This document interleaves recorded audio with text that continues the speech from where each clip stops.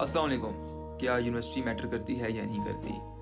इसका जवाब ऐसा ही है, जिस तरह के इंसान को तंदुरुस्त रहने के लिए अच्छी खुराक लाज़मी चाहिए होती है, सिर्फ़ और सिर्फ़ आपने पेट भरना नहीं होता। तो इसलिए सिर्फ़ और सिर्फ़ आपको डिग्री नहीं चाहिए, आपको सिर्फ़ ग्रेड्स नहीं चाहिए और सिर्फ़ कागज़ का टुकड़ा नहीं चाहिए। उसके लिए आपको कुछ थोड़ी बहुत सोच, समझ, शऊर, थोड़ा-सा विज़न और अच्छा माहौल भी चाहिए। जो अच्छी यूनिवर्सिटी होती है वो आपको एक अच्छा माहौल प्रोवाइड करती है, वहाँ पे अच्छे स्टूडेंट्स आए होते हैं, वहाँ पे अच्छा कंपटीशन आपको देखने को मिलता है।